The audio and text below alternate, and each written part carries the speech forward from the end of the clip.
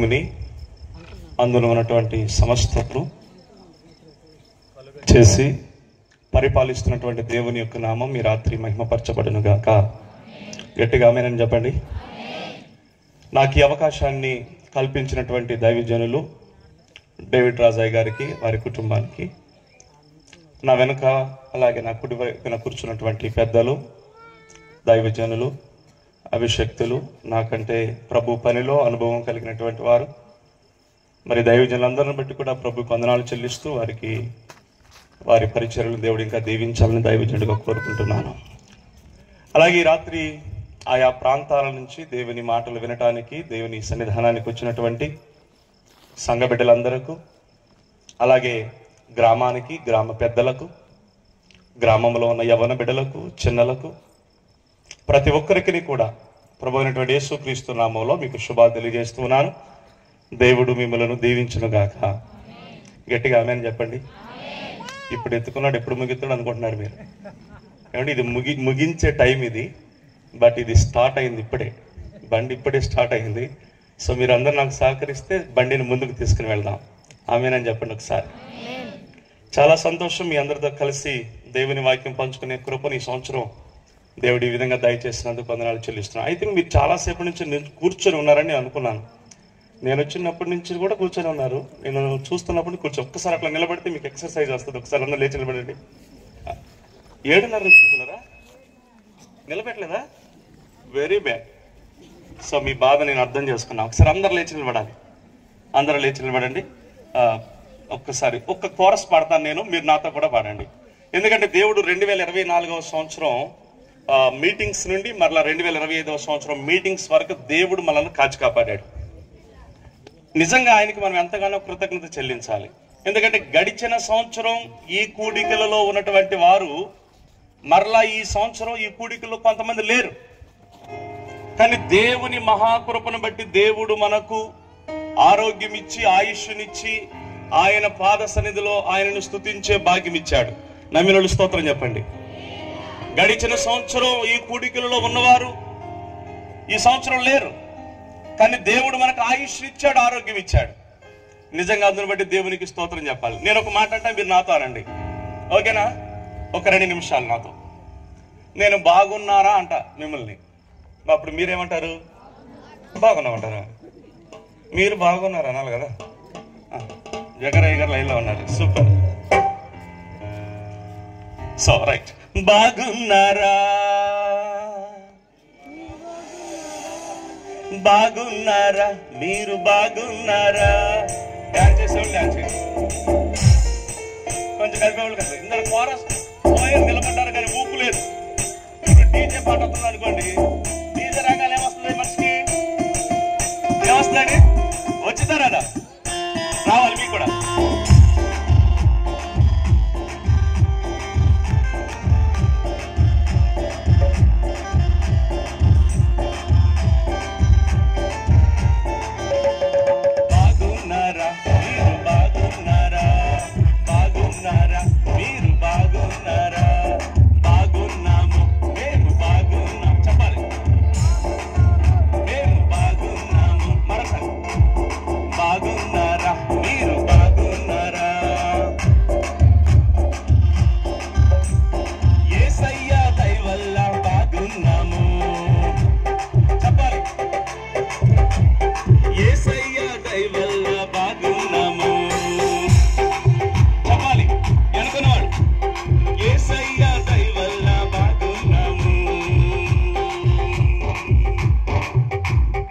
కొంతమందికి స్వార్థం ఎక్కువ కదండి. కొంతమందికి బాగుంటాం ఇష్టం ఉండదు, కానీ దేవునికి బాగుంటాం ఇష్టం. సో అప్పుడు మీ పక్కన వాళ్ళని అడగాలి. మీరు ఏమడుగుతారు? బాగున్నారని అడగాలి. అప్పుడు ఎదుటి వాళ్ళు ఏం చెప్తారు? బాగున్నారా అని బాగున్నామని చెప్పాలి. మరలా ఏం చెప్పాలి తెలుసా? మీరు బాగున్నారా? మీరు బాగున్నారు చెప్పాలి. బాగున్నారా? మీరు బాగున్నారా? బాగున్నారా? మీరు బాగున్నారా? బాగున్నారా? మీరు బాగున్నారా? అందరూ యేసయ్య దయ వల్ల బాగున్నాము చెప్పాలమ్మా, చెప్పాలి. యేసయ్య బాగుండాలి.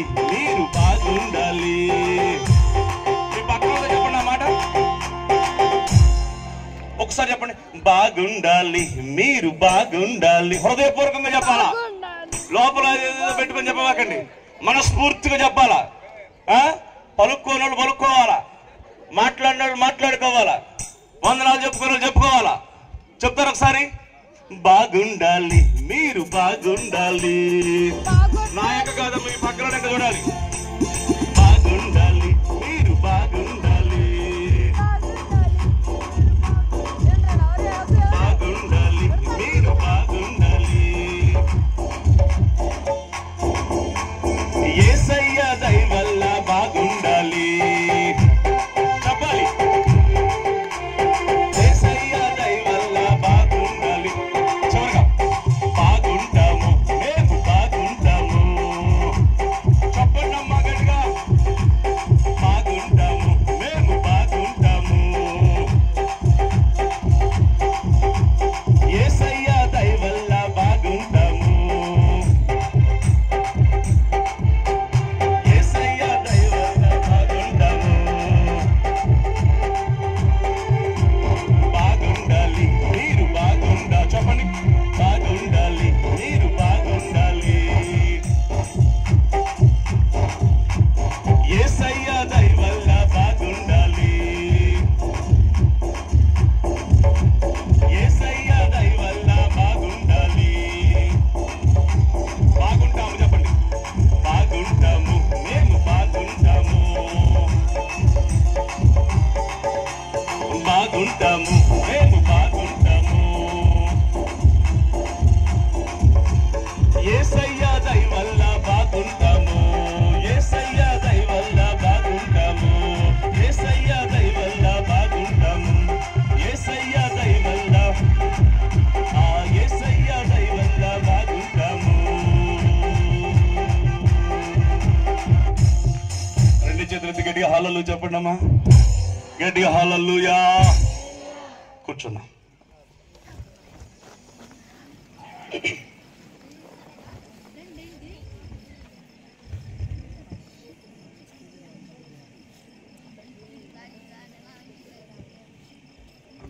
రైట్. వాక్యము వినేవారు 4 రకాలుగా ఉంటారని క్రైస్తవ పండితులు చెప్పారు. ఇక మీరు చాలా జాగ్రత్తగా వినడానికి ప్రయత్నం చేయండి. నేను కూడా ఈ రాత్రి సూపర్ ఫాస్ట్ ఎక్స్ప్రెస్ లాగా వెళ్ళాలి. ఈ రాత్రి మీటింగ్ ముగించుకొని నేను రేపు రాత్రికి కర్నూలులో వాక్యం చెప్పాలి. రేపు రాత్రి, ఎల్లుండి రాత్రి. సో ప్రయాణం ఉంది కనుక నేను కూడా త్వరగా ముగించుకొని ఇక్కడి నుంచి బయలుదేరి వెళ్ళిపోవాలి. కనుక చాలా జాగ్రత్తగా వినండి. రాసుకోవడానికి ప్రయత్నం చేయండి. చదివేవారు ఒకరు మాకి దగ్గర పెట్టుకోవడానికి ప్రయత్నం చేయండి. వాక్యము వినేటటువంటి వారు 4 రకాలుగా ఉంటారని క్రైస్తవ పండితులు చెప్పారు. నెంబర్ 1, ఒకరు వాక్యము విని మర్చిపోయేటటువంటి వారు. వాక్యాన్ని వింటారు వారు, కానీ వాళ్ళు ఏం చేస్తారు చెప్పండి, మర్చిపోతారు. నెంబర్ 2, వాక్యము వినేటటువంటి వారు. రెండవది, వాక్యము విని విమర్శించేవారు ఉంటారు కొంతమంది. ఎవరుంటారు చెప్పండి, వాక్యము విని విమర్శించేవారు కూడా కలరు. నెంబర్ 3, వాక్యము వినేవారు. మూడో రకం ఎవరంటే వాక్యము విని మార్కులేసేవారు ఉన్నారు లోకంలో. హలో, వాక్యము విని ఏమేస్తున్నారు వాళ్ళు? I don't like this kind of batch. మార్కులేసేవారు మనకొద్దు, విమర్శించేవారు మనకొద్దు, మర్చిపోయేవారు కాదు. ఇక 4వది, వాక్యము విని దాని చొప్పున చేసేవారు కలరు. 4వ రకం. చేతులెత్తి గట్టిగా స్తోత్రం చెప్పండి. ఇప్పుడు ఈ 4 రకాలలో ఏ రకం ప్రజలు మీరు ఒకసారి ఆలోచన చేయండి. వాక్యము విని మర్చిపోతున్నావా? మర్చిపోతే దానివల్ల నీకు ప్రయోజనం లేదు. వాక్యము విని నువ్వు మర్చిపోతే దాని వలన నీకు మేలు కలగదు. ఒకవేళ వాక్యము విని నువ్వు మర్చిపోతే దాని వలన నీకు ఉపయోగం లేదు, సమయాన్ని వ్యర్థం చేసినట్లే. ఈ రాత్రి అటువంటి ప్రజలు ఎవరైనా ఉంటే దేవుడు వారికి వినబుద్ధిని కలుగ చేయను గాక. గట్టిగా ఆమేన్ చెప్పాలి. ఈ రాత్రి దేవుడు అటువంటి వారు ఎవరైనా ఉంటే వారి మనస్సులను, దేవుడు హృదయాలను మార్చి వారి అంతరంగాల్లో దేవుని వాక్యము గుచ్చుకునేటట్లు వారి హృదయాలలో వాక్యము స్థిరపడేటట్టు నా ప్రభు చేయును గాక. 2వ రకం ప్రజలు వాక్యము విని విమర్శించే ప్రజలు. There are many people today. There are many servants of God today. చాలా మంది సేవకులు, చాలా మంది దైవజనులు, చాలా మంది బోధకులు, చాలా మంది విశ్వాసులు, చాలా మంది క్రైస్తవులు ఈరోజు వాక్యము విని విమర్శించే వారు ఎక్కువైపోయారు. అటువంటి ప్రజలు మన నగర మండలంలో కానీ, రేపల్లి మండలంలో కానీ, మన నిజాంపట్నం మండలంలో కానీ ఉండకుండా ప్రభు ఆశీర్వదించును గాక. విమర్శించే వారు కాదు దేవునికి కావాల్సిందే. ప్రభు అన్నాడు, నీ కంటిలో ఉన్న దూలాన్ని తీసేసుకోమన్నాడు. ముందు ఎదుగోడి కంటిలో నలుసొద్దు, నీ కంటిలో ఉన్న దూలాన్ని తీసేసుకో. వీళ్ళు వాక్యము విని విమర్శించే రకం ఈ రకం. మూడవది, వాక్యము విని మార్కులేస్తారు. ఈరోజు వాక్యం చెప్పాడు కదా ఈ బొడ్డోడు, ఆ పెద్దోడు, ఆ తల నెరిసినోడు, ఆ ముసలోడు, వాడికి 30 వేద్దాం, 40 వేద్దాం, 60 వేద్దాం. No no. Who gave permission to you? ఎవరిచ్చారు నీకు అధికారం? మార్కులేసే అధికారం నీ దగ్గర లేదు, గుర్తుపెట్టుకో. స్తోత్రం చెప్పండి గట్టిగా. నెంబర్ 4, వాక్యము విని దాని చొప్పున చేసేవారు. ఈ ప్రజలుగా మనం ఉండాలి. అందుకనే వాక్యంలో ఒక మాట ఉంది, ప్రియులారా, ఈ నా మాటలు విని వాటి చొప్పున చేయు ప్రతి వాడును బండ మీద ఇల్లు కట్టుకొనిన వారిని పోలిన బుద్ధిమంతుని పోలి ఉంటాడు. వాన కురుస్తుంది, వరదలు వస్తాయి, గాలి తుఫాన్లు వస్తాయి. అది బండ మీద కట్టబడినది కనుక అది పడిపోలేదు. గట్టిగా స్తోత్రం చెప్పు. నువ్వు వాక్యము విని దాని ప్రకారము నువ్వు చేయగలిగిన వ్యక్తి అయితే శోధనలో పడిపోవు. గుర్తుపెట్టుకో. శ్రమలు నీ మీదకి వచ్చిన ఆ శ్రమలు నిన్నేం చేయలేవు. కష్టం నీ మీదకి వచ్చిన ఆ కష్టాలను దేవుడు నీ జీవితంలో సంతోషంగా మారుస్తాడు. నా కోరిక ఏంటంటే వాక్యము వినేటటువంటి వారు మాత్రమే కాదు, వాక్యమును విని ఆ వాక్య ప్రకారము జీవించే క్రైస్తవులను నేటి సమాజంలో నా ప్రభువు లేపును గాక. గట్టిగా ఆమేనని చెప్పాలి. అందుకనే రీసెంట్ గా ఒక స్టేట్మెంట్ మేక్ చేశాను నేను. వాక్యము చెప్పేవారు ఎక్కువైపోయారు, వాక్యం వినేవారు ఎక్కువైపోయారు, వాక్య ప్రకారం జీవించేవారు తక్కువైపోయారు. ప్రస్తుత క్రైస్తవ సమాజం అలా ఉంది. చెప్పేవాళ్ళు బోల మంది ఉన్నారు, వినేవాళ్ళు గుంపులుగా ఉన్నారు. దాని ప్రకారం జీవించేవారు తక్కువైపోయారు. నా ప్రార్థన, నా కోరిక ఏంటంటే చెప్పేవాళ్ళు ఎక్కువ అవ్వాలి, వినేవాళ్ళు ఎక్కువ అవ్వాలి, వాటి ప్రకారం జీవించేవారు కూడా యేసు నామములో ఎక్కువైపోదురు గాక. గట్టిగా ఆమేనని చెప్పండి. దేవుని పిల్లలారా, ఈ రాత్రి దేవుని వాక్యాన్ని నువ్వు విని ఆ వాక్య ప్రకారం నువ్వు జీవించగలిగితే ఖచ్చితంగా నీ ఇల్లు బండ మీద కట్టబడినట్లే ఉంటుంది. అది ఏది వచ్చినా, తుఫాను మరి ఏది వచ్చినా అది పడిపోవటానికి ఆస్కారం ఉండదు. వాక్యం లోపలికి వెళ్తున్నాను, చాలా జాగ్రత్తగా వాక్యాన్ని గ్రహిద్దాం. రండి, మీ బైబిల్ గ్రంథాలు. ఇర్మియా గ్రంథం 8వ అధ్యాయం 7వ వచనం. ఇర్మియా గ్రంథం 8:7. ఇర్మియా గ్రంథం 8. ఇర్మియా 8. ఆకాశములకెగురు శంఖుబుడి కొంగ అయినను తన కాలము నెరుగును, తెల్లగువ్వయు మంగళ కత్తి పిట్టయు ఓదే కొరుకును, తాము రావలసిన కాలమును ఎరుగును. అయితే నా ప్రజలు యెహోవా న్యాయ విధిని ఎరుగరు. చాలు. ప్రియమైన బైబిల్ గ్రంథంలో 66 పుస్తకాలు ఉన్నాయి. బైబిల్ గ్రంథంలో 66 పుస్తకాలు ఉన్నాయి. 1189 అధ్యాయాలు ఉన్నాయి. 31,143 వచనాలు ఉన్నాయి బైబిల్ గ్రంథంలో. 66 పుస్తకాలు, 1189 అధ్యాయాలు, 31,143 వచనాలు. బైబిల్ గ్రంథం 3 ఖండాలలో రాయబడింది. ఒకటి ఆఫ్రికా ఖండం, ఆసియా ఖండం, ఐరోపా ఖండం. బైబిల్ గ్రంథం 3 ఖండాల్లో రాయబడింది. There is no Bible, there is no book written in 3 Asian what we can say ఆ ఖండాల్లో రాయబడిన గ్రంథాలు మరి ఏవీ లేవు. బైబిల్ గ్రంథం ఒకటే, 3 ఖండాలు. ఒకటి ఆసియా ఖండం, ఆఫ్రికా ఖండం, ఐరోపా ఖండం. ఈ 66 పుస్తకాలని సుమారు 40 మంది భక్తులు రాశారు. ఈ 40 మంది భక్తులు సుమారు 1600 సంవత్సరాలు రాశారు. ఈ 1600 సంవత్సరాలు కూడా 3 భాషల్లో బైబిల్ గ్రంథం రాయబడింది. ఈరోజు మనకు తెలుగు బైబిల్ మన చేతిలో ఉంది, కానీ ఈ గ్రంథం ప్రారంభంలో అరమిక్ భాషలోను హెబ్రీ భాషలో రాయబడింది. క్రొత్త నిబంధన గ్రంథమేమో గ్రీకు భాషలో రాయబడింది. పిల్లలు మనం చదువుకున్నటువంటి ఇర్మియా గ్రంథం 66 పుస్తకాలలో 24వ పుస్తకం. 24వ పుస్తకం 52 అధ్యాయాలు ఉన్నాయి. ఇర్మియా గ్రంథంలో 52 అధ్యాయాలు ఉన్నాయి. వచనాలు 1134 వచనాలు ఉన్నాయి ఇర్మియా గ్రంథంలో. మరలా చెప్తున్నాను, ఇర్మియా గ్రంథం 24వ పుస్తకం 52 అధ్యాయాలు ఉన్నాయి. 1134 వచనాలు ఉన్నాయి ఇర్మియా గ్రంథంలో. ఇర్మియా అను మాటకు అర్థం ఏంటంటే యెహోవా స్థిరపరచువాడు అని అర్థం. 2, ఇర్మియా అంటే అర్థం ఏంటంటే యెహోవా ఘనపరచువాడు అని అర్థం. నెంబర్ 3, ఇర్మియా అనగా అర్థం ఏంటంటే యెహోవా లేవనెత్తువాడు అని అర్థం. చేతులెత్తి ఒకసారి గట్టి హల్లెలూయా చెప్పండి అమ్మా. ఇంకా కొంచెం గట్టిగా హల్లెలూయా చెప్పండి. ఇర్మియా అంటే అర్థం ఏంటంటే యెహోవా స్థిరపరచువాడు. ఈ రాత్రి దైవజనుడిగా చెబుతున్నాను, ఈ కూడికల ద్వారా నీ జీవితాన్ని దేవుడు స్థిరపరచునుగాక. చెదిరిపోయిన నీ హృదయాన్ని దేవుడు స్థిరపరచునుగాక.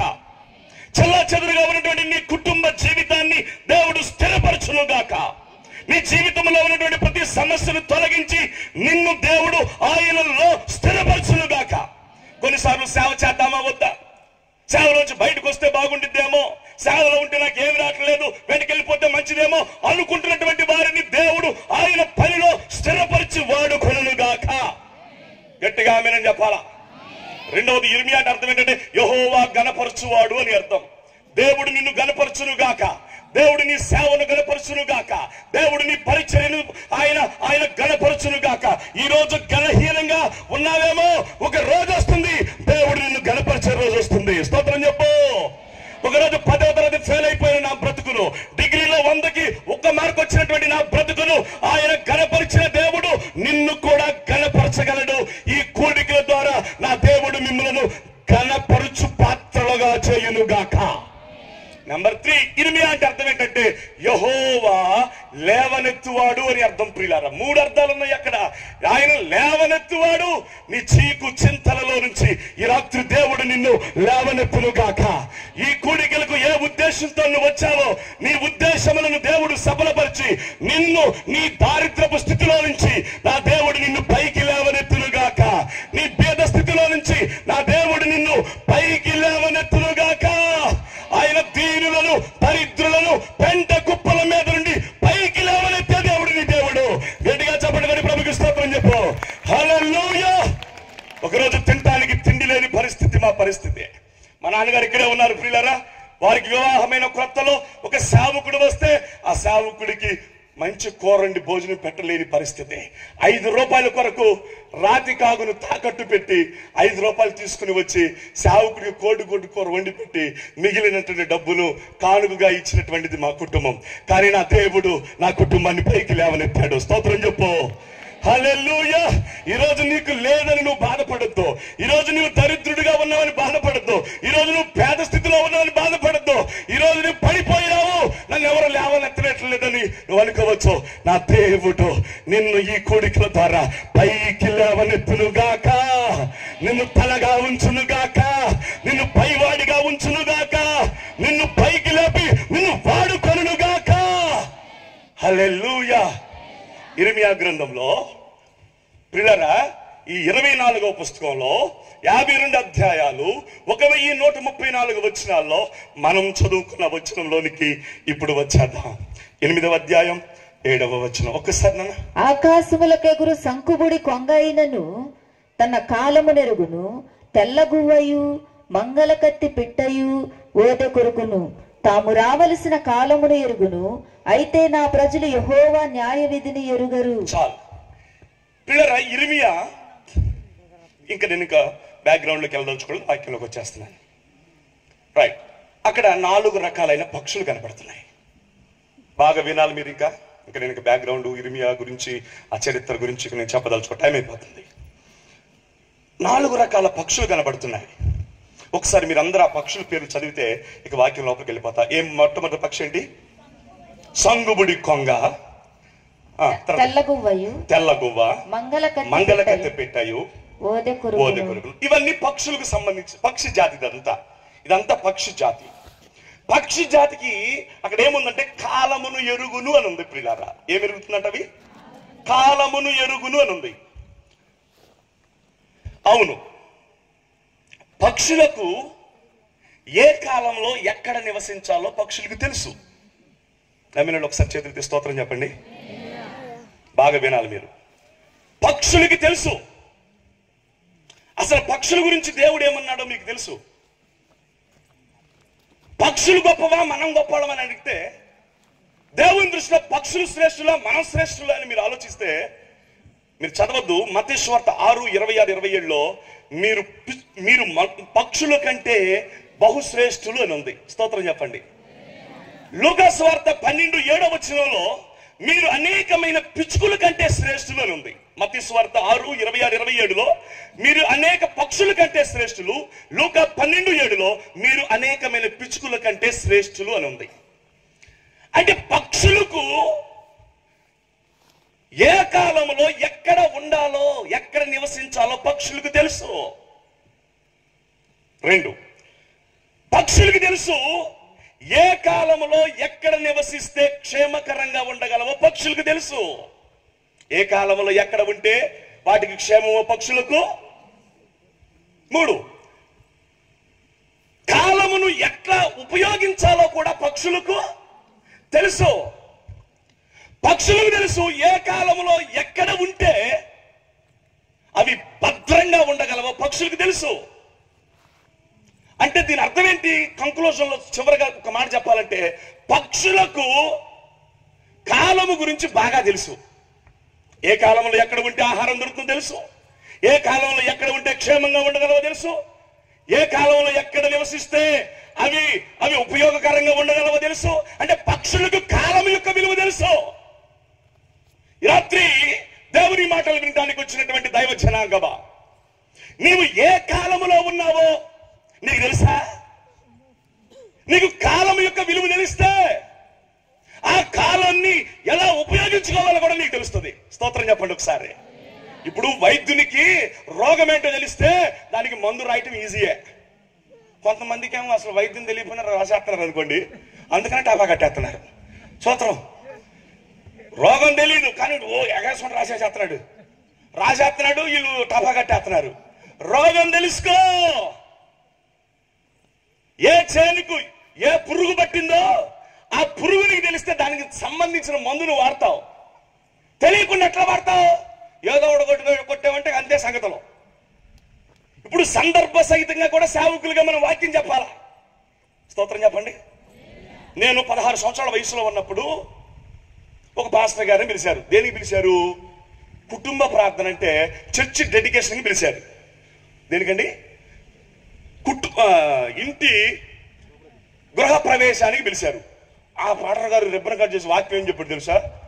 ఏం దుర్దినములు రాకముందే అని చెబుతున్నాడు. ఓరి నాయను, అరే బాబు ఇంటి గురించి చెప్పరా? సందర్భం ఏంట్రా? ఏంటో చెబుతున్నాడు. అంటే సందర్భం తెలిస్తే చెప్పడం ఈజీయే. స్తోత్రం చెప్పండి. గట్టిగా చెప్పండి అమ్మా. చివరి రాత్రి కొంచెం బిగింపు ఉండాలి గట్టిగా. హల్లెలూయా. ముగింపు బిగింపుగా ఉండాలా. ఈ రాత్రి వదలా, మిమ్మల్ని వదలా. స్తోత్రం చెప్పు. హల్లెలూయా. పక్షులకు తెలుసు ఏ కాలంలో ఎక్కడ ఉండాలో.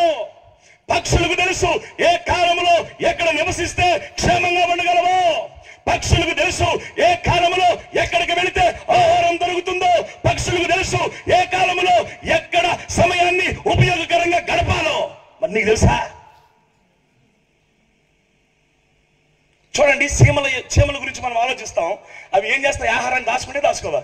ఎప్పుడు దాచుకుంటాయి? వేసవకాలంలో దాచుకుంటాయి. చలికాలంలో వాటికి తెలుసు ఎప్పుడు ఎక్కడ ఆహారం దొరుకుతుందో వాటికి తెలుసు. Do you know the season, the important of the season? కాలం యొక్క విలువ నీకు తెలుసా? ఏ కాలంలో ఉన్నావో నువ్వు తెలుసా? ఏ కాలంలో నువ్వు జీవిస్తున్నావో నీకు తెలుసా? ఈ కాలంలో ఎలా జీవించాలో నీకు తెలుసా? ఆలోచించండి క్రైస్తవులారా, ఆలోచించండి సేవకులారా, ఆలోచించండి దైవ జనాంగమా. నువ్వు ఉంటున్న కాలం ఏంటో నీకు తెలిస్తే నువ్వు బ్రతకటం ఎట్లాగో కూడా ఈజీ అయిపోయింది అంతే. స్తోత్రం చెప్పు, గట్టిగా హల్లెలూయా చెప్పు. నీవు బైబిల్ గ్రంథాన్ని ప్రతిరోజు చదివితే వాక్యం ఎట్లా చెప్పాలో తెలిసిపోయింది మనకు అంతే. రోజు బైబిల్ తీసి ప్రభువా నాతో మాట్లాడయ్యంటే నీకు చెప్పడం కుదరదు నీకు అంతే. కొంతమంది ప్రభువా ప్రభువా మాట్లాడయ్యా అంటారు. ఉదయాన్నే లేచి బైబిల్ తెరిచి ప్రభువా నాతో మాట్లాడియాలా, నాతో మాట్లాడేవాళ్ళ, నీ చిత్తం ఏంటో మాట్లాడంటే ప్రభు అంటాడు. ఒక వాక్యం వస్తుంది. ఏ వాక్యం వచ్చిందో తెలుసా? వాడు అట్లాగే చేశాడంట, చేసి వాక్యం తీశాడంట, తీయగలి నీవును అలాగే చేయము అని వచ్చిందంట. అమ్మో నేనేం చెయ్యాలి అనుకుంటున్నాడట. ప్రభువా నేనేం చెయ్యాలో చెప్పు ప్రభువా, ప్రభువా నేనేం చేయాలో చెప్పు ప్రభువా అంటున్నాడంట. మళ్ళీ వాక్యం ముందు పెట్టుకొని ప్రభువుని అడిగాడంట. ప్రభు అన్నాడంట ఇస్కరియోతు యోధ ఉర్రు పెట్టుకోనేను అని వచ్చిందంట. అమ్మో ప్రభువా ఇదేంది ప్రభువా, నీ చిత్తం అడిగితే ఇది ఇస్కరియోతు యోధ ఏంది ప్రభువా అన్నప్పుడు మళ్ళీ అడుగుతాడంట. ప్రభువా ఏంటి ప్రభు అంటే నీవును అలాగునని చేయము అని వచ్చిందంట. బైబిల్ చదవటం మార్చండి యేసునామములో. స్తోత్రం చెప్పు గట్టిగా ఆమేన్ చెప్పు. దేవుని బిడ్డలారా, కాలం యొక్క విలువ నువ్వు తెలుసుకోవాలి. ఏ కాలంలో నువ్వు ఉన్నావు? కాలం తెలిస్తే ఎట్లా జీవించాలో కూడా నీకు తెలిసిపోతుంది. అందుకనే బైబిల్ గ్రంథంలో ఒక మాట ఉంది. దానియేలు గ్రంథం 2:9 చదవద్దున్నా. దానియేలు గ్రంథం 2:9లో, ఇంకా బైబిల్ ఏం చదవద్దు దయచేసి, టైం అయిపోతుంది. దానియేలు గ్రంథం 2:9లో ఏముంటుందంటే కాలమును ఉపయోగకరంగా గడపండి అని ఉంది. కాలాన్ని ఎట్లా గడపాలని చెప్పండి. హలో, ఎట్లా గడపాలి? ఉపయోగకరంగా గడపండి. దేవుడిచ్చిన ఈ కాలాన్ని బహు జాగ్రత్తగా గడపాలి. దేవుడిచ్చిన ఈ సమయాన్ని జాగ్రత్తగా గడపాలి. సమయం పోయినా, కాలం గతించిపోయినా మరలా తిరిగి దేవుడు మరొక అవకాశాన్ని ఇచ్చాడు. 2025వ సంవత్సరంలో కూడికలు పెట్టుకునే అవకాశం ఇచ్చాడు. 2025వ సంవత్సరంలో కూడికలలో పాల్గొనే అవకాశం ఇచ్చాడు. 2025లో దేవుని వాక్యం ఈ కూడికల్లో వినే అవకాశం ఇచ్చాడు. కనుక ఈ రాత్రి నీతో దేవుడు మాట్లాడతాడు. కాలమును ఉపయోగకరంగా గడుపు. స్తోత్రం చెప్పు. హెబ్రీ పత్రిక 10వ అధ్యాయం 36-37 వచనాలు ప్రియులారా. హెబ్రీ పత్రిక 10వ అధ్యాయం 36-37 వచనాలలో కాలము కొంచెముగా ఉన్నది. అదే మీ పేపర్లో రాశారు ఈ సంవత్సరం ఎండింగ్. మీ పేపర్లో స్టేట్మెంట్ అదే, కాలము బహు కొంచెముగా ఉన్నది, వచ్చుచున్నవాడు ఆలస్యం చేయకుండా వస్తున్నాడు. చేతులెత్తి గట్టిగా స్తోత్రం చెప్పండి. ఇంకా కొంచెం గట్టిగా చెప్పండి. కాలం అంటే ఎట్లా ఉందంట? ఎక్కువ కొంచెమా? కొంచెముగా ఉన్నది. వచ్చేవాడేమో ఆలస్యం చేయకుండా వస్తున్నాడు.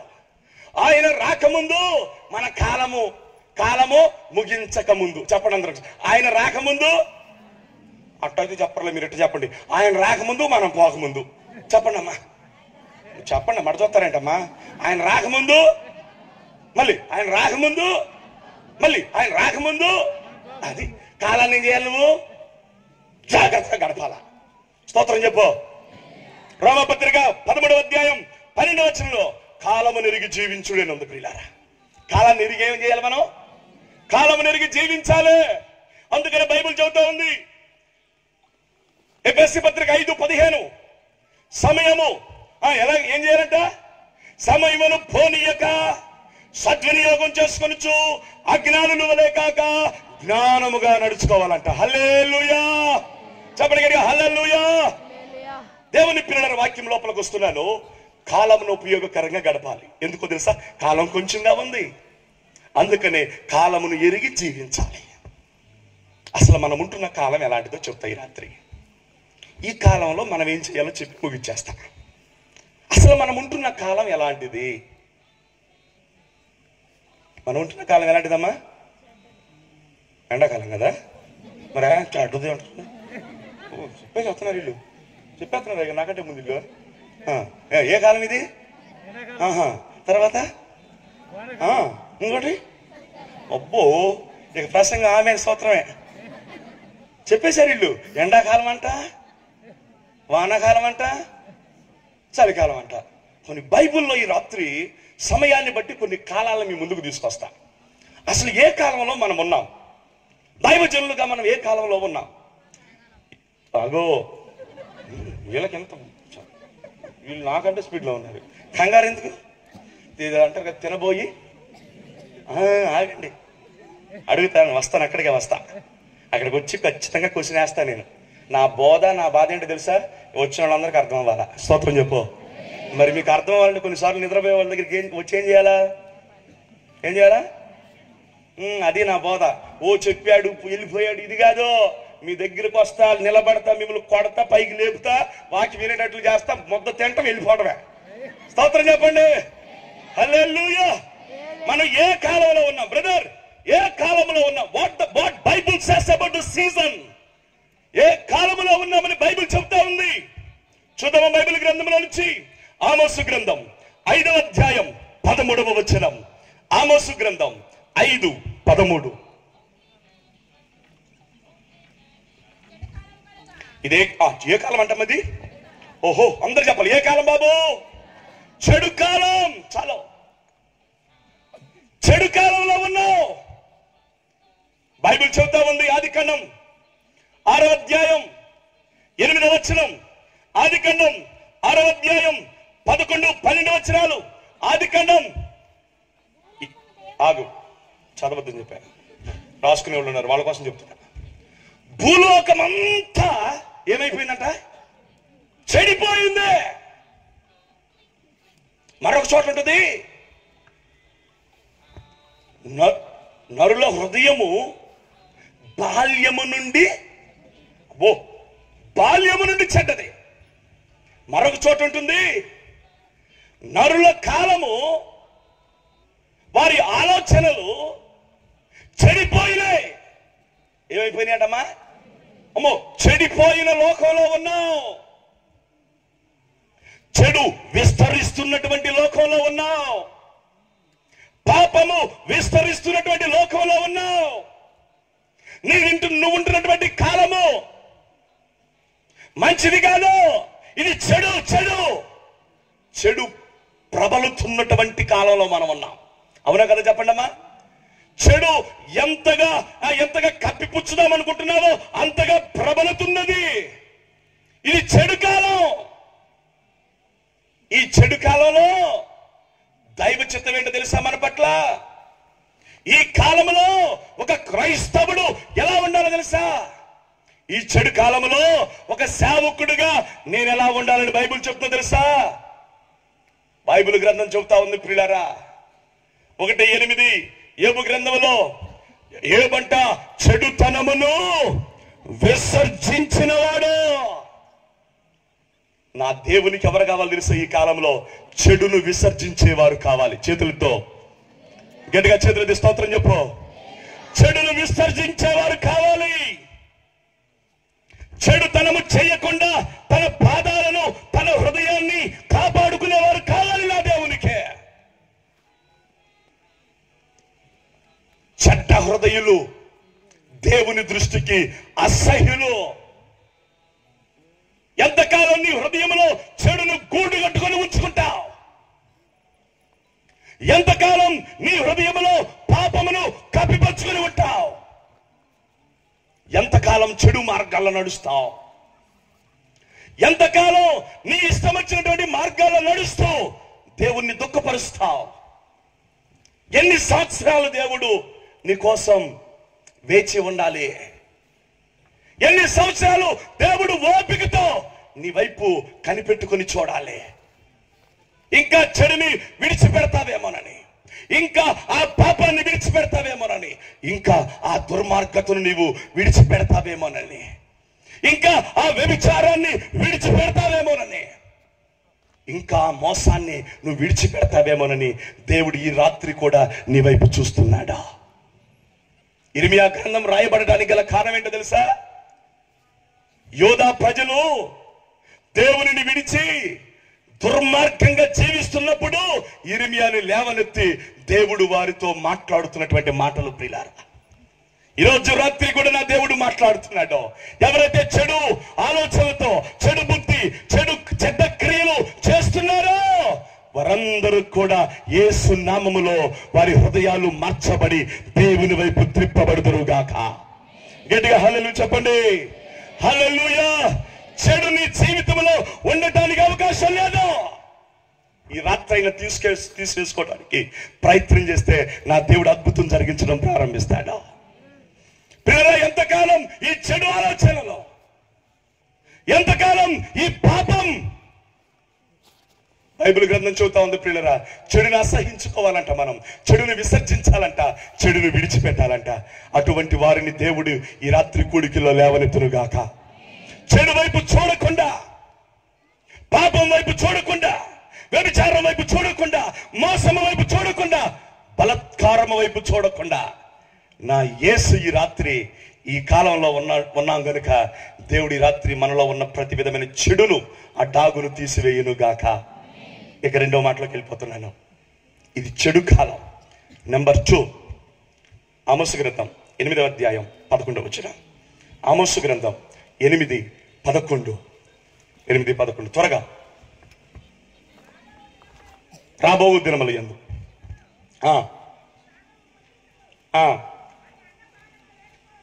ఓకే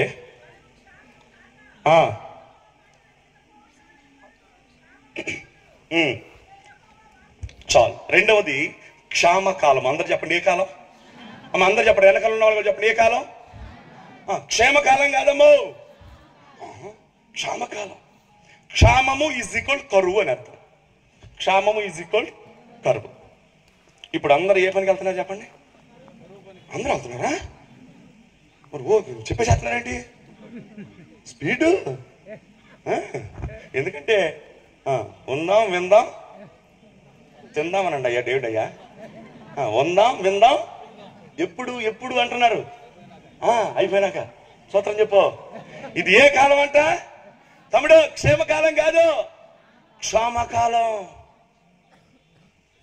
కరువు, కరువు పనులు, ఇంట్లో కరువు, ఒంట్లో కరువు.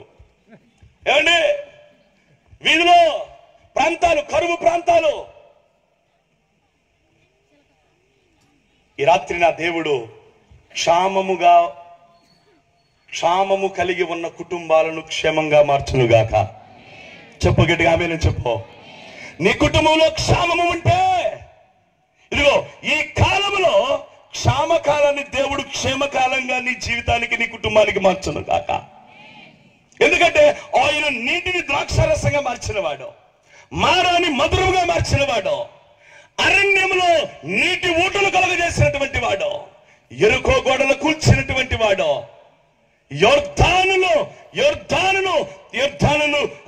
పాయలు చేసి, ఎర్ర సముద్రమును పాయలు చేసి ఆయన ప్రజలను నడిపించినటువంటి దేవునికి నీ క్షామాన్ని, నీ కరువును తీసేసి క్షేమమును అనుగ్రహించుట కూడా సాధ్యమే. నమ్మితే చప్పట్లు కొట్టి గట్టిగా హల్లెలూయా. క్షామకాలం. ఎక్కడ చూసినా కరువు.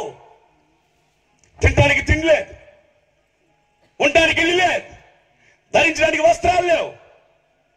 1996వ సంవత్సరంలో మాకు ఇల్లు కాలిపోయింది. ఆ రోజు మేము కట్టు బట్టలతోనే ఉన్నాం. నేను, మా తమ్ముడు, ఇదిగోండి ప్యాడ్ కొట్టే కుర్రాడు మా తమ్ముడే, సొంత తమ్ముడు హేబే. మా నాన్నగారు అక్కడ ఉన్నారు. ఆలోచించండి, 96వ సంవత్సరంలో ఇల్లు కాలిపోయింది. కట్టు బట్టలతో ఉన్నాం. ఉన్న ఎన్ని కాలిపోయినాయి, ఉన్న ఎన్ని పోయినాయి. క్షామం, కరువు. దేవుడు కరువుని ఏం చేశాడు తెలుసా? క్షేమంగా మార్చేశాడు. గట్టిగా స్తోత్రం చెప్పు. క్షామకాలంలో ఉన్నా గుర్తుపెట్టుకో, ఇంట్లో కరువు, ఎప్పుడు కరువు వస్తుందో తెలియదు. అటువంటి కాలంలో ఉన్నామన్న సంగతి తెలుసా? మరి ఇటువంటి కాలంలో ఉన్నప్పుడు కాలాన్ని ఎట్లా ఉపయోగించాలో తెలుసా? ఇంకొక మాట చెప్పనా? వాక్యము కూడా దొరకని కరువు రాబోతుంది. నమ్మితే స్తోత్రం చెప్పాలా? బైబిల్ గ్రంథం పట్టుకొని వెళ్లకుండా ఉండే కరువు రాబోతుంది. ఒక రోజు వాక్యము దొరకని రోజు రాబోతుంది. వాక్యము వినే రోజు దొరకని రోజు ఒక రోజు రాబోతుంది. వాక్యాన్ని బోధించేవారు దొరకరిగా, వాక్యం చెప్పేవారు రారు. కరువు రాబోతుంది. ఆ కరువు రాకముందే నువ్వు వాక్యాన్ని హృదయంలో పెట్టుకోవాలి. స్తోత్రం చెప్పు. చెప్పగలిగే స్తోత్రం చెప్పు. వాక్యం ఇక్కడ ఉండటం కాదు, నీ గూట్లో, నీ ఇంట్లో, నీ సొరుగు మీద ఉండటం కాదు. వాక్యం ఎక్కడ ఉండాలి తెలుసా? హృదయం అనే పలకల మీద ఉండాలి. స్తోత్రం చెప్పండి. అందుకని నేను అంటాను, బైబిల్ స్టూడెంట్స్కి ఏం చెప్తానంటే, బైబిల్ కాలేజీలో అబ్బాయి పద్దాకడ బైబిల్ పట్టుకుని వెళ్తాం కాదురా. బైబిల్ దొరకని రోజు ఒక రోజు రాబోతుంది. ఈ బైబిల్ ఎక్కడ ఉండాలి తెలుసా? మీ బుర్రలో ఉండాలి. ఎక్కడ ఉండాలంట? అందరు ఇప్పుడు చెయ్యి, అతను ఇప్పుడు చెయ్యి ఎత్తండి, అందరు ఎత్తాలి. ఎక్కడ ఉండాలి? మెల్లు కొట్టుకోండి అమ్మా. ఎక్కడ ఉండాలి? ఏముండాలి అమ్మ? ఏముండాలి? వాక్యం ఉండాలి. ఎందుకు? వాక్యము దొరకని కరువు రాబోతుంది ఒక రోజు. రాదటరా? ఒకరోజు వస్తుంది. అందుకని నేనేం చేశాను తెలుసా? నాకు పుట్టే పిల్లలకు 3 బైబిల్ కొన్నా. ఆ పిల్లలకు పుట్టే పిల్లలకి ఒక్కొక్కరికి 3 బైబిల్ కొన్నా. ఆ పిల్లలకు పుట్టే పిల్లలకు 3 బైబిల్ కొన్నా. ఇప్పుడు దగ్గర 3 తరాలకి నేను ఏం దాచానంటే ఆస్తులు దాయిట్లా వాక్యాన్ని దాస్తున్నా వాళ్ళ కోసం. స్తోత్రం చెప్పు. నేను బైబిల్ స్టూడెంట్స్కి ఏం చెప్తానంటే, అబ్బాయి పద్దాకడ బైబిల్ పట్టుకొని పరిగెత్తడం కాదురా, బైబిల్ ని బుర్రలో ఉంచుకోండి రా. అందుకని ఒక సేవకుడి కంట దగ్గర 2000 రెఫరెన్స్లు బుర్రలో ఉండాలంట. ఏం రెఫరెన్స్లు అమ్మా? ఏం రెఫరెన్స్లు? మరి ఒక విశ్వాసకి ఎన్ని రెఫరెన్స్లు ఉండాలని చెప్తాను తెలుసా? నేను కనీసం 1000 రెఫరెన్స్లు ఉండాలి ఈ బుర్రలో. ఒక ప్రసంగికుడికి నేనేమంటాను, ఇది నా వ్యక్తిగత అభిప్రాయం, ఒక ప్రసంగికుడికి ఒక సేవకుడికి 250 ప్రసంగాలు బుర్రలో ఉండాలండి. స్తోత్రం చెప్పు. చెప్పు గట్టిగా స్తోత్రం చెప్పు. 250 ప్రసంగాలు ఈ బుర్రలో ఉంటే, 2000 రెఫరెన్స్లు ఈ బుర్రలో ఉంటే, విశ్వాసాలుగా రెఫరెన్స్లు ఈ బుర్రలో ఉంటే, నీకు వాక్యం దొరకని కరువు రాకపోయినా దేవుడు నిన్ను పోషించడం మాత్రం తథ్యం. చేతులెత్తి స్తోత్రం చెప్పు. ఇంకా గట్టి హల్లెలూయా చెప్పు. ఇది క్షామకాలం, గుర్తుపెట్టుకో. ఈ క్షామకాలంలో వాక్యాన్ని దాచుకునే వాళ్ళు లేచుదురుగాక. వాక్యాన్ని బుర్రలో పెట్టుకునే వారు లేచుదురుగాక. వాక్య ప్రకారం జీవించే వారిని దేవుడు లేపునుగాక. వాక్యము ధ్యానించే వారిని నా దేవుడు ఈ ప్రాంతంలో లేపునుగాక. గట్టిగా హల్లెలూయా చెప్తాము. హల్లెలూయా. వాక్య ప్రకారము జీవించే వారిని కూడా నా దేవుడు ఈ ప్రాంతంలో లేపునుగాక. 2 కాలాల గురించి చెప్పాను. ఒకటి చెడు కాలం, చెడు విడిచిపెట్టు. 2 క్షామకాలం. ఈ క్షామకాలంలో వాక్యాన్ని బుర్రలో పెట్టుకోవడానికి ప్రయత్నం చేయి. 3వ కాలం గురించి నేను చెప్పడానికి మీకు ప్రయత్నం చేస్తున్నాను. యోబు గ్రంథం 7వ అధ్యాయం 1వ వచనం. త్వరగా యోబు గ్రంథం 7వ అధ్యాయం 1వ వచనం. భూమి మీద నరుల కాలము కొట్టుకోండి. యుద్ధ కాలము కాదా? చాలు చాలు. ఏ కాలం అంట? ఏ కాలం నాన్న? యుద్ధ కాలం. ఇప్పుడు బైబిల్లో ఒక మాట ఉంది, మీరు యుద్ధములను గురించి, యుద్ధ సమాచారములను గురించి చెప్పండి విందురు. ఉందా బైబిల్లో? అక్షరాలు ఇప్పుడు జరగట్లేదా? అక్కడక్కడ ఏం కలుగుతున్నాయి? యుద్ధాలు, భూకంపాలు. కానీ మనం ఏ కాలంలో ఉన్నాం? యుద్ధ కాలం. ఎక్కడో యుద్ధాలు అనుకుంటున్నాం మనం. ఈ మధ్య ఇక్కడ కూడా యుద్ధాలు జరుగుతున్నాయి. స్తోత్రం చెప్పండి. బైబిల్లో దానియేలు గ్రంథంలో ఒక మాట ఉంది, ఒకరికి ఒకరు పొసగక. చెప్పరేంటి? ఇప్పుడు రావట్లేదు ఊపు, చెప్పాలి. ఒకరికి ఒకరు పొసగక ఉందురు. ఆ యుద్ధాలు కాదు. ఏ యుద్ధాలు? అత్తకి. మీరే చెప్పేస్తున్నారా? ఎన్నున్నాయి అంటే ఇక్కడ యుద్ధాలు. అత్తకి కోడలకి ఏం జరుగుతుంది? యుద్ధం, ఫైటింగ్. అత్తకి కోడలకే కాదు, తల్లులకి పిల్లలకి. మీరు డిషన్ అనాలి చెప్పండి అందరూ. ఏం జరుగుతుంది తల్లులకి పిల్లలకి? అమ్మో, తల్లిదండ్రులకి పిల్లలకి డిషన్ యుద్ధం. వింటున్నావా? వింటలేదా? తల్లిదండ్రులకు పిల్లలకు యుద్ధం, అత్తలకి కోడళ్లకు యుద్ధం, అన్నదమ్ములకు యుద్ధం, అక్క చెల్లెళ్లకు యుద్ధం. అంతేకాదండి, ఈ మధ్య సేవకులకి చెప్పు, విశ్వాసులకు యుద్ధ కాలంలో ఉన్నావా లేదా చెప్పండి. ఇప్పుడు మీరు ఉన్నావా లేదా? ఎక్కడ చూసినా యుద్ధం. ఇంట్లో యుద్ధం, సంఘంలో యుద్ధం, బయట యుద్ధం, సమాజంలో యుద్ధం, దేశంలో యుద్ధం, దేశాల మధ్య యుద్ధం. యుద్ధ కాలంలో ఉన్నా ఓ క్రైస్తవుడు ఆలోచించాయి. యుద్ధ కాలంలో ఒక క్రైస్తవుడు ఎలా ఉండాలో తెలుసా? యుద్ధ కాలంలో క్రైస్తవుడు ఎలా ఉండాలో తెలుసా? ఎలా ఉండాలో తెలుసా? ఏంటి మీరు అంత సెట్ అయిపోతున్నారు? ఇందాంటి వాక్యం ఎట్లా జకరయ్య గారు? అమ్మో, దొంగలు దొరికిపోయారు. ఇందాంటి వాక్యం ఎట్లేదు మీరు. మరేంటి ఇప్పుడు సర్దుకున్నారన్ని? వెళ్ళిపోయే టైం కాదు ఇదే. స్తోత్రం చెప్పండి. ఏ కాలం ఇది? యుద్ధ కాలం. ఒకరికి పడని కాలం, ఒకరంటే ఒకరికి గిట్టని కాలంలో మనం ఉన్నాం. ఈ కాలంలో ఒక క్రైస్తవుడు, ఈ కాలంలో ఒక సేవకుడు, ఈ కాలంలో ఒక సంఘ పెద్ద, ఈ కాలంలో ఒక సండే స్కూల్ పిల్లవాడు ఎలా ఉండాలని నా దేవుడు కోరుకున్నాడు తెలుసా? చురుకైన వాడిగా ఉండాలి. స్తోత్రం చెప్పు. ఎట్లా ఉండాలి చెప్పండి? చురుకైన వాడు. సోమనాడు కాదు. యుద్ధానికి వెళ్ళేవాడు సోమనాడు ఉంటాడా? సోమనాడు ఉంటే మొదటి దెబ్బకే పెట్ట. దేవుడు ఏమైంది? మొదటి దెబ్బకే పెట్ట ఎగిరిపోతువే అంతే. స్తోత్రం చెప్పండి. మొదటి దెబ్బకి ఎగరకూడదు. నువ్వు ఎన్ని దెబ్బలు కొట్టి అట్టగా నిలబడాలంటే నువ్వు ఎట్లుండాలి చెప్పు? సోమనాడు ఉండాలి, చురుకోడు ఉండాలి. ఎస్, చురుకైన వారిని నా దేవుడు సంఘాల్లో లేపును గాక. ప్రభు కొరకు పనిచేసే చురుకైన సేవకులను నా దేవుడు మన ప్రాంతంలో లేపును గాక. చురుకైన విశ్వాసులను నా దేవుడు మన సంఘాల్లో లేపును గాక. ప్రార్థనలో చురుకైన వారు లేచుదురు గాక. ఈ సంఘంలో వాక్యం చదివే విషయంలో చురుకైన వారిని నా దేవుడు లేపును గాక. మొరపెట్టే వారిని నా దేవుడు యుద్ధ కాలంలో మన సంఘాల్లో లేపును గాక. హల్లెలూయా. చెప్పగట్టిగా హల్లెలూయా. మీరు అడగచ్చు, పాస్టర్ గారు ఎందుకు చురుకు అని మీరు అనొచ్చు. బైబిల్లో విలాప వాక్యం 2:19 ఉంది. రే ఈ మొదటి చామున నీవు లేచి ఏం చేయాలి చెప్పు? ఓహో, వారి కొరకు ఏం చేయాలి నువ్వు? ఏ జామంట? అమ్మో చెప్పండి అమ్మా. రేయి మొదటి జామును మొరపెట్టాలి. ఇర్మియా గ్రంథము 9వ అధ్యాయం 21 నుంచి 22, 23 వచనాలు చదివితే మరణం అంట కిటికీలు ఎక్కుతుందంట. ఏమెక్కుతుంది చెప్పండి ఇప్పుడు? అందుకని నువ్వేం చేస్తా? నిద్రపోతాను చెప్పండి అందరూ. చెప్పరా మరియా? మరణం ఏం చేస్తుందంట? అందుకని నువ్వేం చేస్తా చెప్పు? ఏం చేస్తా? రేయి మొదటి జామున లేచి ఏం చేయాలా? 1 పేతురు 5వ అధ్యాయం 6వ వచనంలో ఉంది, సింహం వలె సాతాను ఏం చేస్తున్నాడు? గర్జిస్తున్నాడు. ఎవరిని మిరింగుదురా అని వాడు గర్జిస్తున్నాడు కనుక నువ్వు కూడా ఏం చేయాలి? నిద్రపోవాలని చెప్పు. ఏం చేయాలి? మెలకువగా కలిగి ఉండాలి. స్తోత్రం చెప్పండి. బైబిల్లో చెబుతుంది, ఎదిగో మత్తయి సువార్త 26వ అధ్యాయం 41-42 వచనాల్లో మీరు శోధనలో పడిపోకుండానట్లు మెలకువ కలిగి. చప్పట్లు కొరికి స్తోత్రం చెప్పండి.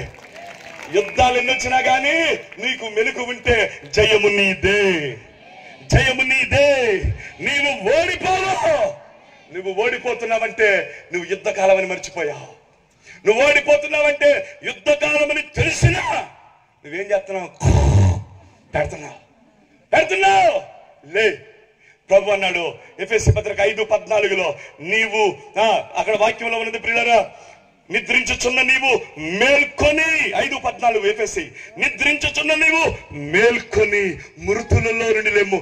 అప్పుడు నీ మీద దేవుడు ఏం చేస్తాడు? ప్రకాశిస్తాడు. ఆమేనని చెప్పండి ఒకసారి. ఏం చేస్తాడు ఆయన? నీ మీద దేవుడు ప్రకాశించాలంటే నిద్రించుచున్న నీవు లేవాలి. లేవాలి, లేవాలి. ఎప్పుడైతే నువ్వు లేస్తావో, ఎప్పుడైతే నువ్వు మెలుకుతూ ఉంటావో, ఎప్పుడైతే నువ్వు చురుకుగా ఉంటావో, ఈ యుద్ధ కాలంలో నీవు పోరాడేవాడిగా ఉండాలి. స్తోత్రం చెప్పండి. మన యుద్ధోపకరణములు శరీర సంబంధమైనవి కాదు. యుద్ధ కాలంలో పోరాడేవారిగా ఉండాలి, చురుకైన వారిగా ఉండాలి, మెలకు కలిగిన వారిగా ఉండాలి. యుద్ధ కాలంలో వెనుకకు జారిపోని క్రైస్తవులుగా ఉండాలి. చప్పట్ల కొట్టు గట్టిగా. ఎట్టుండాలి? వెనకకి ఎట్ట చెప్పండి అమ్మా. వెనక జారిపోవటమా?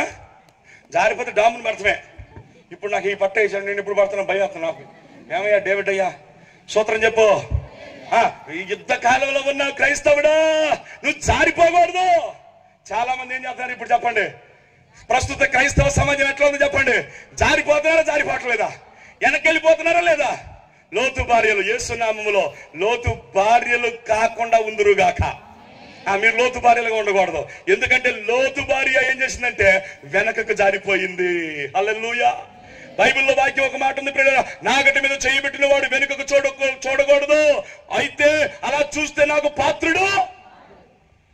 యుద్ధ కాలంలో మనం ఎలా ఉండాలంటే, ఒకవేళ ఏ యుద్ధం మన మీదకి వచ్చినా యేసునామంలో మన యుద్ధోపకరణములు తేజో సంబంధమైనవి కనుక అవి ధరించుకుని యుద్ధం చెయ్యాలి. కానీ యుద్ధంలో వెనక్కి వెళ్ళిపోకూడదు. వెనక్కి వెళ్ళిపోతే బహుమతి నీకు మాత్రం దక్కదు. స్తోత్రం చెప్పు. నా దేవుని కోరిక ఏంటో తెలుసా? పౌలు కూడా అన్నాడు, నాకు మాత్రమే కాదు నా వెనక వచ్చే వారికి కూడా ఈ బహుమతి దొరకాలన్నాడు పౌలు. స్తోత్రం చెప్పండి గట్టిగా. యుద్ధ కాలంలో వెనక్కి వెళ్ళబాకమ్మా. అవసరమైతే క్రీస్తు కొరకు చావటానికి మనం ప్రయత్నం చేద్దాం. ఆమెనని చెప్పండి. ఇప్పుడు ఏమవ్వాలా? అవసరమైతే చద్దాం. ఎవరి కోసం? ప్రభు కోసమేనమ్మా. క్రీస్తు కోసం చద్దాం గాని వెనక్కి జారిపోయే వాళ్ళంగా ఉండకూడదు. ఒక రోజు మా అమ్మా నాన్నళ్ళు విశ్వాసులు దేవుని స్వార్థ ప్రకటించడానికి వెళ్తే ఆ ఊర్లో పట్టుబడ్డారు. ఆ ఊర్లో పట్టుకొని వాళ్ళు దేవతా గుడి దగ్గరికి తీసుకెళ్తున్నారు. దేవతా గుడి దగ్గరికి తీసుకెళ్లేటప్పుడు కొంతమంది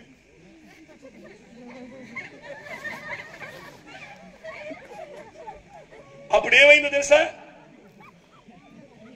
మా నాన్నగారిని మా అమ్మగారిని మా విశ్వాసం అందరం పట్టుకున్నారు. ఇంకో విశ్వాసం పట్టుకోవడానికి వెళ్ళబోతుంటే ఆ విశ్వాసం ఏమందో తెలుసా?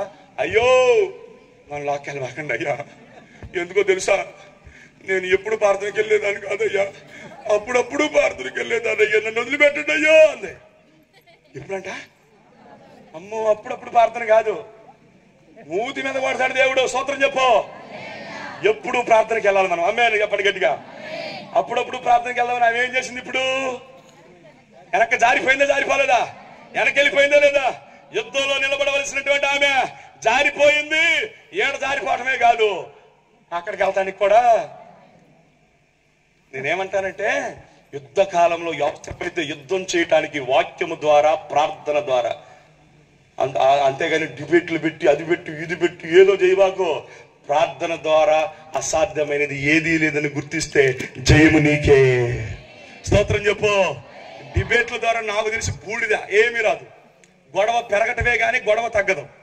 దాన్ని సమస్యను ఎక్కువ చేసుకోవటమే గాని డిబేట్ ద్వారా సమస్య క్లియర్ అవ్వదు. కానీ ప్రార్థన వాక్యము ద్వారా, ఈ రెండు రెక్కల ద్వారా నీ జీవితంలో జరగందంటూ ఏది ఉండదు. నమ్మితే చప్పట్లు కొట్టు గట్టిగా హల్లెలూయా. ఒకటి, చెడు కాలంలో ఉన్నాం. 2, క్షామకాలంలో ఉన్నాం. 3, యుద్ధ కాలంలో ఉన్నాం. 4 2వ తిమోతి రాసిన పత్రిక 3వ అధ్యాయం 1, 2, 3, 4 వచ్చాను. ఒక మాట చదవండి, తర్వాత నేను చెప్తాను. ఏ దినంలో? 2వ తిమోతి రాసిన పత్రిక 3వ అధ్యాయం. అంత్య దినములలో అపాయకరమైన కాలంలో వచ్చునని తెలుసుకొనుము. ఈ కథనంతా నేను చెప్తాను. ఇప్పుడు మీకు ఏ కాలమో చెప్తున్నాను అంతే. ఏ కాలం అంటది? దాన్ని ఇట్లా చెప్పండి, అంత్యకాలము లేక అపాయ కాలము. ఓకే, ఏ కాలం అంటే ఇది? చివరి దినాలు. అమ్మా మనం ఉంటున్న దినాలు చివరి దినాలు. ఇంకొక మాట చెప్పిన, ప్రమాదపు అంచులో మనం ఉన్నాం. ఎక్కడ ఎప్పుడు రాలిపోతామో కూడా మనకు తెలియదు అంతే. నమ్మితే గట్టిగా స్తోత్రం చెప్పు. ఏ క్షణమో తెలియదు. ఆయన ఎప్పుడు వస్తాడో తెలియదు, మనం ఎప్పుడు పోతామో తెలియదు. ఏ క్షణం రాలిపోతామో తెలియదు. పిట్టల వల్ల రాలిపోతారండి జనం. ఇంతలో కనపడి అంతలో మాయమైపోయేటటువంటి ఈ జీవితం ఎప్పుడు రాలిపోయిందో తెలీదు. అందుకని దేవుడు అన్నాడు మానవుని గురించి, మానవుని జీవితం అంటే నీటి మీద బుడగలాంటిదంట. మానవుని జీవితం అంట గడ్డి పువ్వు లాంటిదంట. మానవుని జీవితం అంట చితికిపోయే మంటి వంటిదంట. మానవునికి జీవితం అంట ఆవిరి వంటిదంట. చప్పట్లు కొట్టి స్తోత్రం చెప్పోసారి గట్టిగా. గడి హల్లెలూయా చెప్పు. అంత్యకాలంలో నువ్వు ఉన్నావు. దేవుని వాక్యం వింటున్నటువంటి దేవుని ప్రజలారా, గ్రామ ప్రజలారా, దైవజనుడిగా బ్రతిమలాడి చెబుతున్నాను, నువ్వు ఉంటున్న కాలం మంచిది కాదు. ఇది అంత్యకాలం. ఇది అపాయకరమైన కాలం. ఎప్పుడు ఎక్కడ ఏం జరుగుతుందో, ఎప్పుడు ఎక్కడ ఎవడు లేచిపోతున్నాడో, ఎప్పుడు ఎక్కడ ఎవడు లోకాన్ని ముగించి వెళ్ళిపోతున్నాడో తెలియని కాలంలో నువ్వు ఉన్నావు. ఆలోచించు. నువ్వు ఉంటున్నటువంటి ఈ కాలాన్ని నువ్వు గ్రహించగలిగితే. అందుకని క్రిందన్నాడు, చదవదునన్నా, క్రిందన్నాడు అంత్యకాలంలో ఉన్నాం కనుక అదిగో ఆ గుణాలు మనలో ఉండకూడదని చెప్పాడు. ప్రభు కృపను బట్టి 28 పుస్తకాలు రాశాను. ఇప్పటికి నాది 18వ పుస్తకం. ఈ పుస్తకమే అంత్యకాలంలో ఎలా ఉండకూడదు క్రైస్తవుడని 32 విషయాలు రాశాను. అంత్యకాలంలో ఉన్నావు కనుక క్రైస్తవుడు ఎట్లా ఉండకూడదు తెలుసా? స్వార్థపరుడై ఉండకూడదు. స్తోత్రం చెప్పండి ఒకసారి గట్టిగా. స్వార్థపరుడై ఉండకూడదు. ధనాపేక్ష, డబ్బు మీద పిచ్చి ఉండకూడదు. బడాయికు బెంకాలాడేవాడు అంటే అర్థం ఏంటి తెలుసమ్మా? బడాయి కోరాడు అని అర్థం. స్తోత్రం చెప్పు గట్టిగా. బెంకంలాంటి బడాయి కోరాడు. బడాయి కోరడు ఎక్కువైపోయారమ్మా చాలా మంది. వాడి బడాయిని చెప్పాలి. స్టేజ్ ఎక్కితే చాలు అది బడాయి గురించి చెప్పాలంట, ఆ డిగ్రీలు చెప్పాలంట, అది చదివినంతా చెప్పాలంట. బడాయి కోరలొద్దు మనకి యేసునామములో. స్తోత్రం చెప్పు. బడాయి కోరి సేవకులు పిలవబాకండి మీరు. ఆమేన్. వాళ్ళ బడాయి చెప్పేస్తారు, వెంకమలాడేవాళ్ళని బడాయి కోరుళ్ళని. అంతేకాదు అహంకారులు, గర్విష్ఠులలో. అంతేకాదు తల్లిదండ్రులకు అవిధేయులుగా ఉండకూడదు, స్వార్థపరులుగా ఉండకూడదు, దోషకులుగా ఉండకూడదు, అపవిత్రులుగా ఉండకూడదు, క్రూరులు, మూర్ఖులు, ద్వేషులుగా ఉండకూడదు. అంతేకాదండి ఓయ్, సుఖాన్ని ఎక్కువగా ప్రేమించే వాళ్ళు ఉన్నారంట. స్తోత్రం చెప్పండి గట్టిగా ఒకసారి. ఎవరిని ప్రేమించేవారున్నారు? అమ్మో, సుఖాన్ని ఎక్కువగా ప్రేమించేవారంట. ఇంకొక మాట ఉంది, దైవ శక్తిని అనుభవించినటువంటి వారంట అక్కడ. దేవుని పిల్లరా, ఈ అంత్యకాలములో స్వార్థపరులుగా నువ్వు ఉండబాకో, డంబముగా ఉండబాకో, మోసగారిగా ఉండబాకో, తల్లిదండ్రులకు అవిధేయులుగా నువ్వు ఉండబాకో. గట్టిగా హల్లెలూయా చెప్పండి. చెప్పండి గట్టిగా హల్లెలూయా. ముగిచ్చేస్తాను ఇక నేను. అయినో మీ బాధ నాకు అర్థమైపోయింది, మీ బాధ నాకు అర్థమైపోయింది. తప్పదు. చివరి మాట చెప్పి ముగిచ్చేస్తా. ఎందుకంటే నాకు ఇచ్చే సమయం చివరిలో ఇచ్చారు. నా వాక్యాన్ని కట్ చేస్తున్నాను. చివరి మాట చెప్పి వాక్యం ముగిచ్చేస్తా. ఒకటి, ఏ కాలం? చెప్పండి. చెడు కాలం. 2, 3, 4 మాట చెప్పి మీకు ముగిచ్చేస్తాను. ఓకే. యెషయా 55:6. యెషయా 55:6.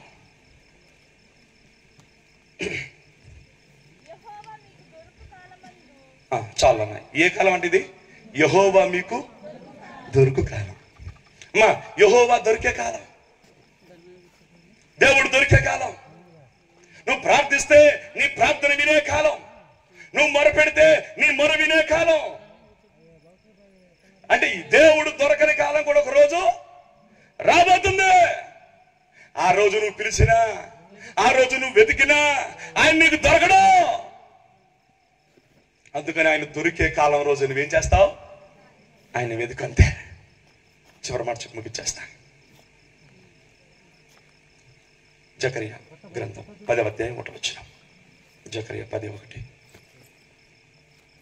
అయినా మీరేమంటారంటే ఒకవేళ వర్షం వస్తే చెప్పండి.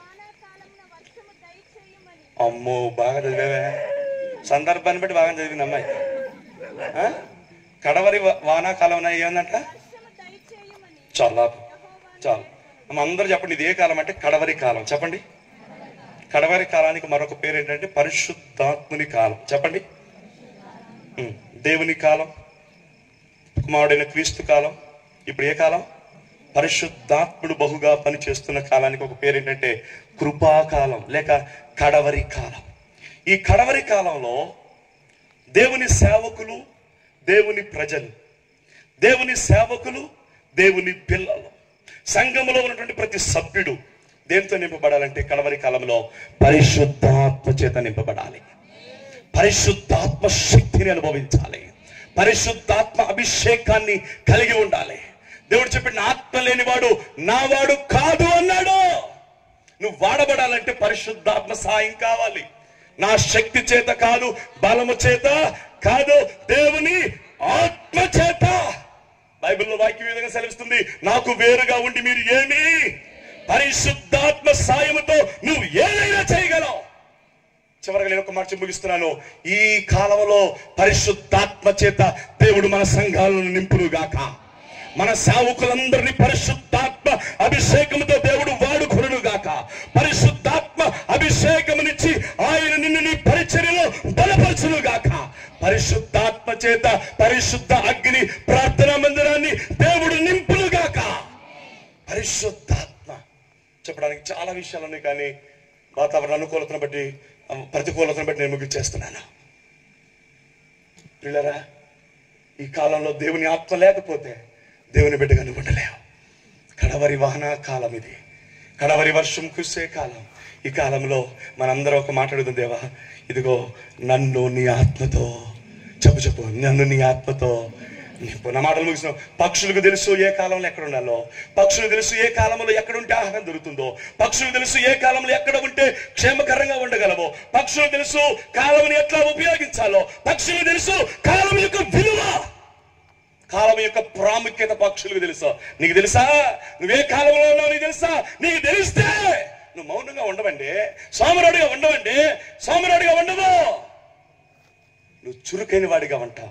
ఇకనైనా మెలకువగలిగి బ్రతుకుతావు. ఇకనైనా పరిశుద్ధాత్మను నువ్వు పొందుకుంటావు. దైవ అభిషేకం కలిగి జీవిస్తావు. ఒకప్పుడు నేను అనుకునేవాడిని, ఈ చెయ్యెత్తి అసలు ఈ చెయ్యెత్తి వాక్యం చెప్పే ఆ కృప నాకు కలుగుతుందంటావా? కనీసం ఒక సంఘంలోనైనా వాక్యం చెప్పే కృప కలుగుతుందని ఈ చెయ్యి పట్టుకుని ఏడ్చిన రోజులు నా జీవితంలో ఎన్నో ఉన్నాయి. కానీ ఈ రోజు నా ప్రభు నిలబెట్టాడంతే. స్తోత్రం చెప్పు. ఈ రాత్రి నేను ఒకే ఒక మాట చెప్తున్నాను, పరిశుద్ధాత్మ దేవుని వలన అన్ని సాధ్యమే. నమ్మితే చెప్పలు కూడా గట్టిగా హల్లెలూయా. నీ సంఘాలు వృద్ధి పొందాలి అన్నా, నువ్వు ప్రభు పరిచర్యలో వాడబడాలి అన్నా, ఆత్మ వరాలతో నింపబడాలి అన్నా, ఆత్మ ఫలాలు నీలో నీవు ఫలించాలి అన్నా పరిశుద్ధాత్మను ఈ కృపాకాలంలో నువ్వు పొందుకొద్దవు గాక, పరిశుద్ధాత్మతో నింపబడదువు గాక. లేచిన బండి ప్రార్థన చేసుకున్నా. హల్లెలూయా, స్తోత్రం, హల్లెలూయా. ఎందుకంటే మీరందరూ ఏమంటారు తెలుసా? వాక్యం లేటుగా ఇచ్చాడు అని అనుకోరు. వాక్యాన్ని పాటగా తొందర ముగియలేదా అనుకుంటారు మీరు. స్తోత్రం చెప్పండి గట్టిగా, చెప్పండి గట్టిగా హల్లెలూయా, గట్టిగా హల్లెలూయా చెప్పండి. యేసయ్యా నీ ఆత్మతో నన్ను నింపండి. చెప్పండి, ఒక్క మాట చెప్పండి. యేసు నీ ఆత్మ